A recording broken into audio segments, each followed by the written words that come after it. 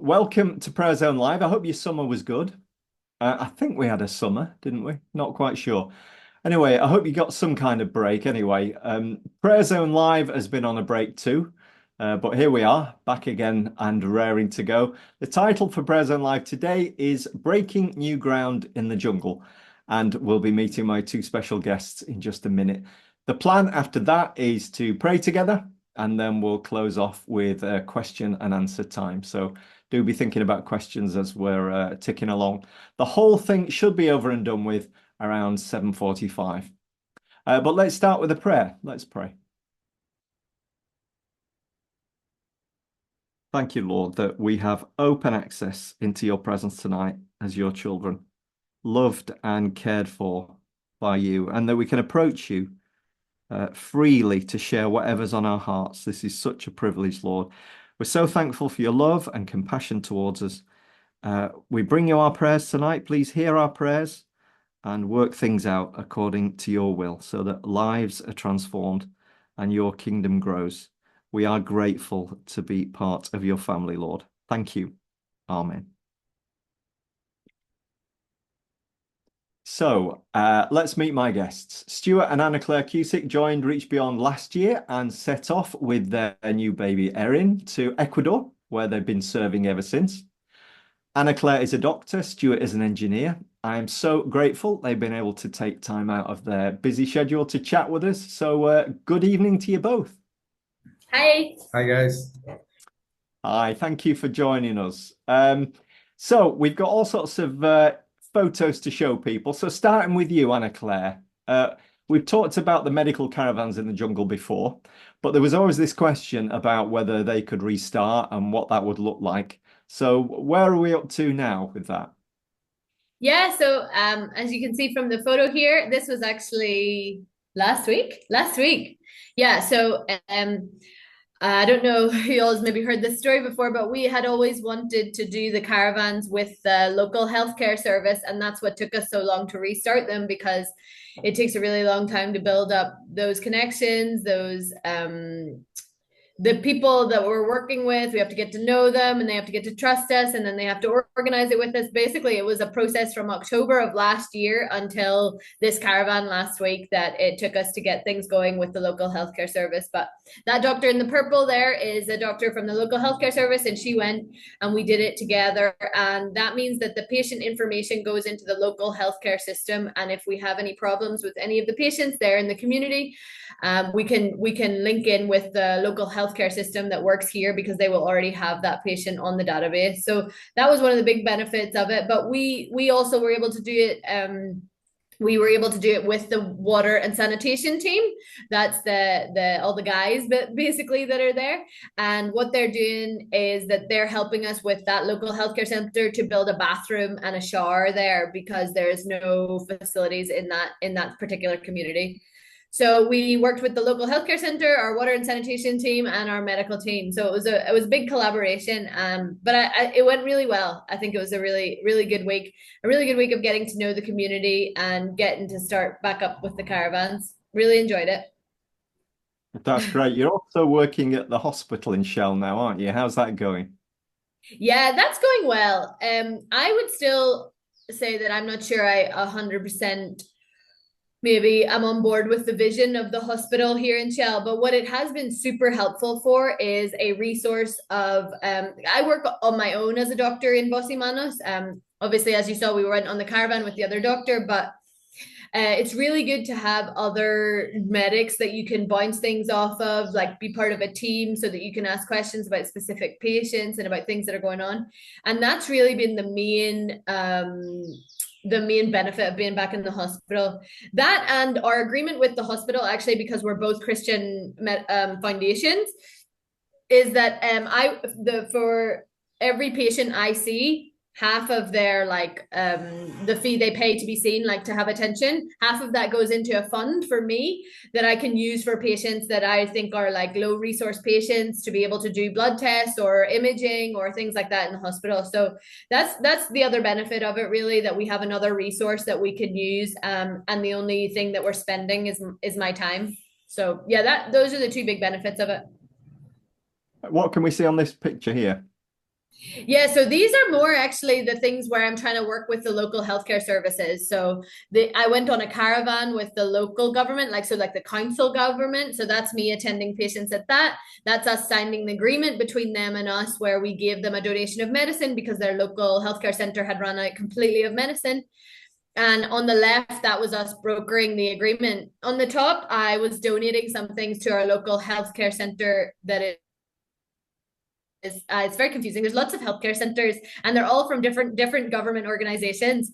But basically, I really strongly believe that I want to build contacts within all of them so that we have all of those resources to use with our patients that come out of the jungle. Because previously, what we just did as an organization is pay for them to be seen privately and do everything that way. But that means you can probably help one or two patients. Whereas if I use the public system and have all my contacts in the public, multiple public systems, we can often get people the resources and the investigations and everything that we need done for free through those routes. So I work in the hospital and they give me that special fund because I work there, and I work for the patronato, which is like the council, 1 day a week as well in clinic. And that means that I can use the patronato's resources, the local council's resources for any patients that I have as well. So it's a complicated way to do things, but I personally think it's the way forward because those government systems will always be there, and we might not always be there. So I think it's the best way to build relationships and to utilize the resources that are already there instead of just paying for everything privately. Are you feeling accepted in all these places? Yeah, accepted more. The hospital probably more so because they have a history of missionaries that have been there. The patronato, the council, spend the vast majority of the time not understanding why I want to work for free for a government. Like they just are like mind boggled by it. But slowly, I definitely think I've built up good contacts there. And because again, as you can see, we donate things to them to help them with their healthcare center. They are really, really keen to help us back again. So that's what's been really helpful about those relationships. Even I would just say the council is a very basic sub healthcare center, but we were able to use their transport to get a kid with leukemia to Quito to the capital and back again. So it's not just the medical side of things. They help us with transport, they help us with contacts, they help us with pressuring certain areas, just loads of different things here in Ecuador. And I'd say that a lot of like maybe low middle income countries are the same. It's all about who knows somebody who you can text and who you can be like, can you help me out with this thing? So really my work there a lot of the time is just about having my face there and getting to know the people and getting to know contacts. And the other thing I have been able to do in the local council job, which has been really good for me, I've enjoyed, is if I come across a patient who has a medical problem, but the main issue is actually their social situation, I have been directing those patients to our social work program that we also have in Bosimanas. So there's been a lot more crossover of my work with the social worker, and we have a significant group of mostly elderly patients who have no pension and are now no longer able to work. So basically have no income, and their children are not available to help them. And we've just been able, they've come to me for health problems, but then we get talking and then they say that they can't do this or that because they don't have any money because of their situation. And we've been able to speak into that with our social work program, and also just being able to follow them up long term. Like I don't just see them that one time in clinic. I now go and visit them with the social worker, and I see them in their houses and I get to know them and we get to pray for them. And those connections I think have been really helpful. And I love the way that we link in our different programs in Bosimanos. We actually today are sending our agriculturalist to go to visit one of the social work patients that was a medical patient of mine to see if he can start a project of chickens with her to see if that could help sustain her going forward. So real nice like circle and unity that we've got going on between all of the different projects. That's great how it's all linking together. Stuart, you had the inauguration of one of the water projects in the summer. Was that a success? Yeah, that went really well. Yeah, you can see us all lined up here. This community is very fertile. They have lots and lots of children for very few adults. But it was great. I went a couple of days before because when they were doing a bit of cleaning up, they broke something. So I went a couple of days before to repair a pipe. And I was already in the community. And actually, it was a really nice experience for me because the bigwigs the from Keto came down. You'll see Herman Schumacher in the center there. It's such a tragic loss, and that was the last time I would have saw him before he passed away. But they all came down from in plane and came into the community to share the experience with us, and it was just really nice to have them there. But what was really good for me was I was already there, and when they turned up, they got treated like royalty, and I just got treated like everyone else, and I was just one of the people. So I felt like that really managed to build good ties with the community over the few years that we've been working with them. Now, we've been praying in the UK about the situation in Mashient that you told us about. Just remind people what happened there and what's going on now. Yeah, so there's a picture of Mashent, and there's maybe of one of their bridges into the community that collapsed during a flood. If you go on to the next photo there, you'll maybe see the other thing that happened during the flood is this is their landing strip for the planes.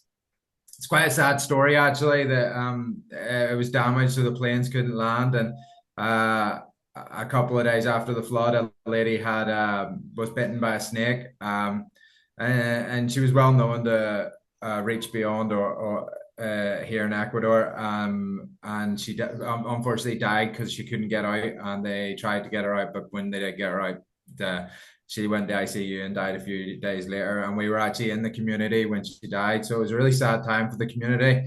But yeah, we went to because Miriam Gab had raised some funds in the States to help them. She had heard about the disaster that they'd had during the flooding.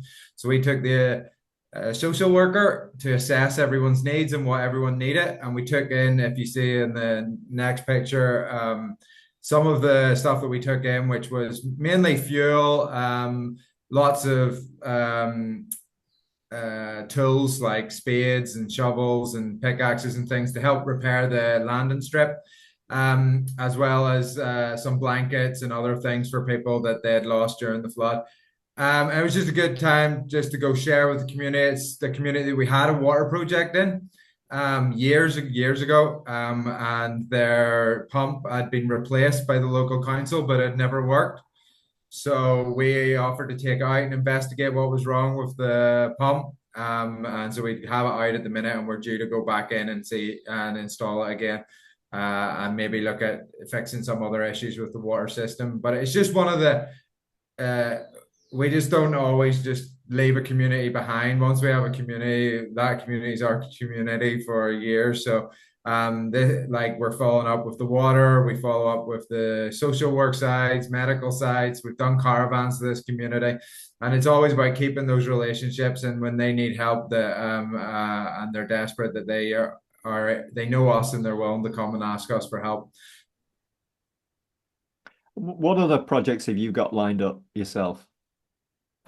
So this picture is I'm finally getting somewhere with a community that we've had for going on 3 years now, doing a water project. A bit of division between the community for maybe a year, but they've got back together again. And on the left hand side, you can see some of my helpers, some of the small children who like to carry the pipes and stuff with us.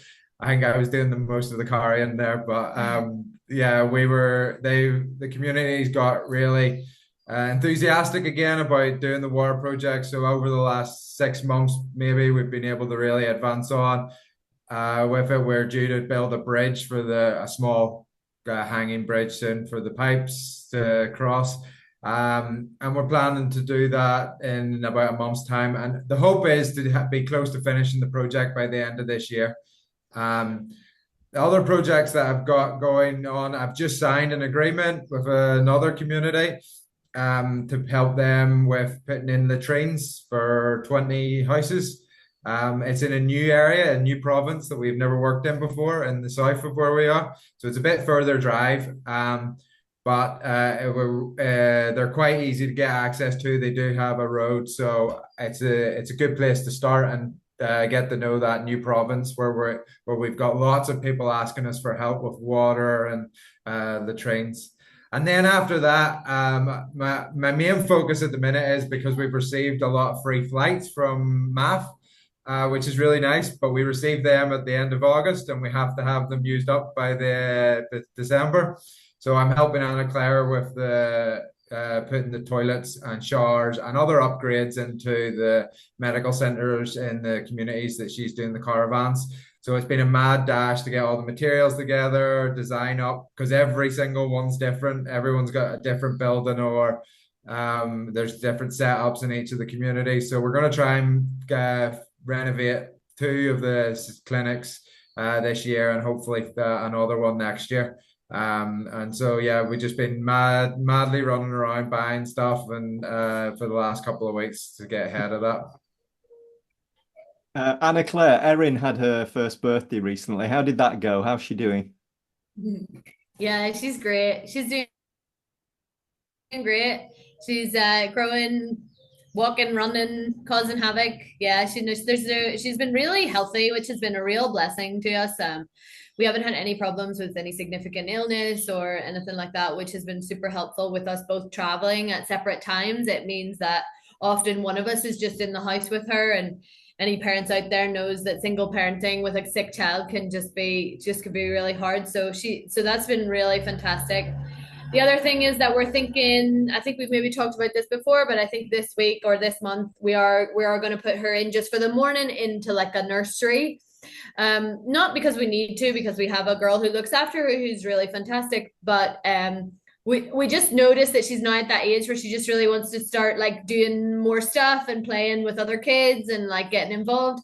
And I think it would be really good for her to go and just play with some other kids for the morning time and then have her at home in the afternoon. So we're thinking we're going to do that this week. And other than that, what else is she doing? She still has only two teeth. I'm not sure. There's maybe something genetically wrong with her there. I don't know. I don't know why she's only got two teeth, but other than that, her development is completely normal. Actually, just behind that fence, is that the space where you do your mums and tots group as well? Well, just this side where the artificial grass is, that's where we do, Right. that's where we do mums and tots. So So yeah, we had, actually, let's just whiz back and look at the photos of the mums and tots and tell us about that. yeah, actually that was this morning. So we had mums and Oh, tots this morning. I have a group of, well, there's six of us all together. There's the one mum comes with two kids if the slightly older one doesn't have skills. So during the holidays, she came with both kids the whole time. So they're local mums that I've got to know from different situations. Two are from church. One is a friend of one of the girls. One of them is a work colleague, and the other one's a neighbor. So they're all different mums with very similar age group children. Sorry, childs. And they've been coming now since when did we start? Oh, like May time. And honestly, it's just been such a blessing to have them, to have that support group of mums and other kids similar age to Erin to just interact with and to like learn so much culturally about what Ecuadorians do and about how they deal with their children and different. We always laugh about naps. Like, I don't know, maybe this isn't all people's culture, but I always put Erin down at her like nap schedule time, and they were all like, "What's a nap schedule time?" They just put their down whenever they're sleeping, and most of the time it's in their arms or in a hammock or on the floor or anywhere. Whereas I'm like going downstairs, closing the curtains, putting some soft music on, and they're just like, "What is this nonsense that you guys do?" So yeah, it's really interesting and really fun to sort of like just talk to them about their different cultural aspects of motherhood, but also just universally to share with each other that sometimes being a mom can be really hard. Sometimes it can be a real joy. And a lot of them as well, not a lot of them, but a few of them don't actually have like grandparent or extended family support either. So we share that aspect of it. And yeah, it's just a really great support network. that's wonderful. So there's plenty of stuff there, plenty of fuel for prayer. Can you give us some things to pray about specifically? Yeah, I'll go with this one then. Yeah, work-life balance. Anna Claire's angry with me again this morning because we double booked. This isn't anything to do with work-life balance, but we've double booked a caravan and some work in the jungle again for the third time in a row. So it's just we're trying to plan around 3 or 4 different projects that we essentially have going in life. It's just hard. And then when we're both away, one person has to look after Aaron, try to go to work in the morning times when we have the nanny, and yeah, they can just get on top of us sometimes.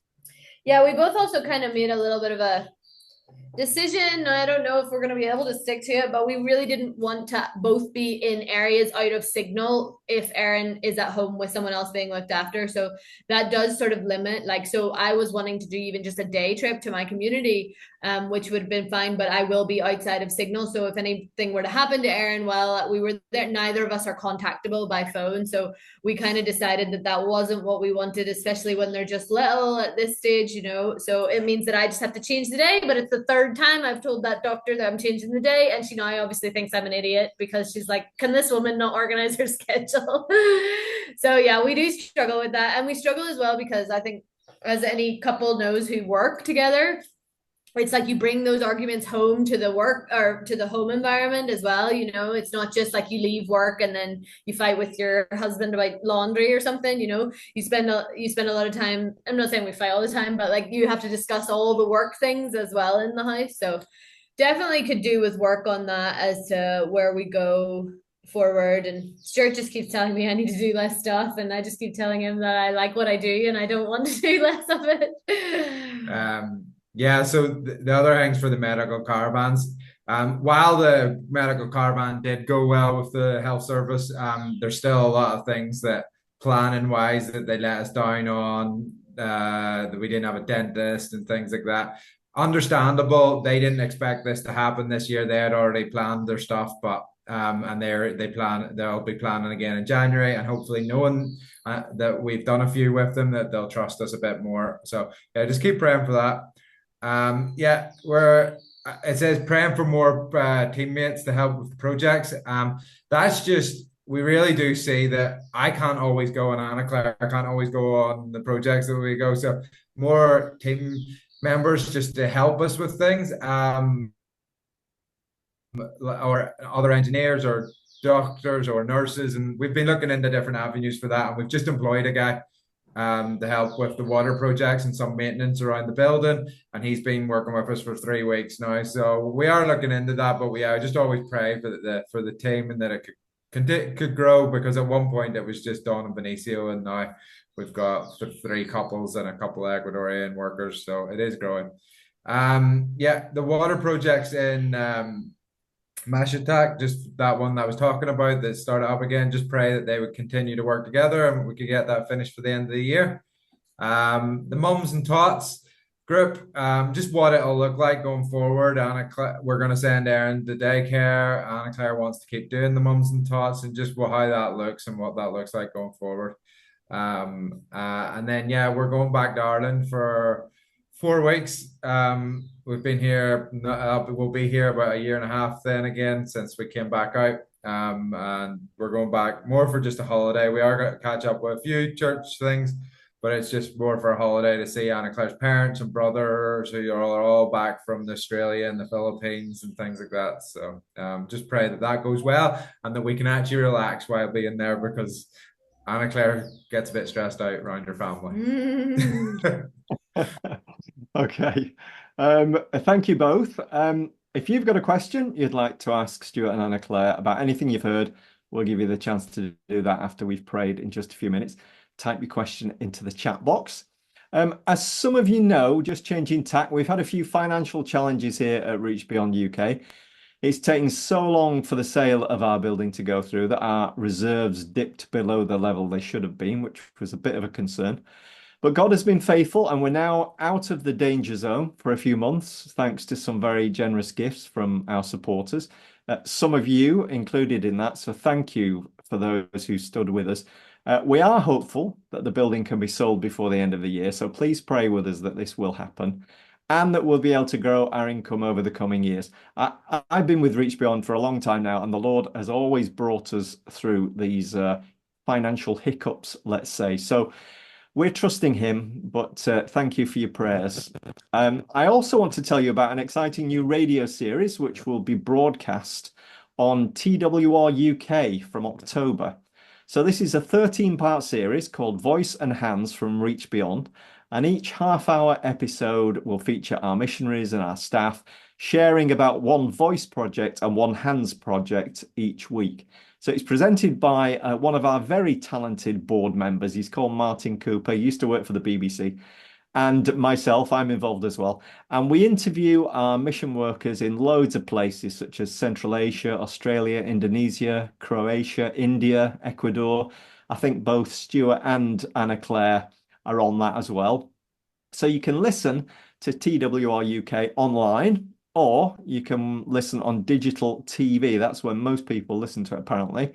So that's Freeview, HD channel 733, or FreeSat, that's channel 790. And the first Voice and Hands program will be broadcast on TWR UK at 8 p.m. on Saturday, October the 5th, and then repeated the following morning at 8 a.m. And all those programs eventually will be available on demand to listen to at any time at twr.org.uk/on-demand. So we'll send all that information out in various other ways, because I know you're probably not going to remember it now. But I do hope you'll be able to tune in and let me know what you think when you've heard it. That'd be great. The next Prayer Zone Live will be on Thursday, the 10th of October. If you receive our regular emails, you'll get the invite as normal. If you don't get those emails, you can sign up by clicking that link that's just popped up on the screen. Or you can email us at prayerzonelive@reachbeyond.org.uk. And then you'll also receive our monthly Prayer Zone prayer calendar to help you pray for the Voice and Hands Ministries of Reach Beyond. So that's Thursday, the 10th of October for the next Prayer Zone Live. Right, we've gone on a bit longer, but it's been good stuff. So Zoom people, stay where you are for now, but it's time to say goodbye to you if you're watching us on YouTube. Thank you so much for being there, and we hope to see you next time. God bless.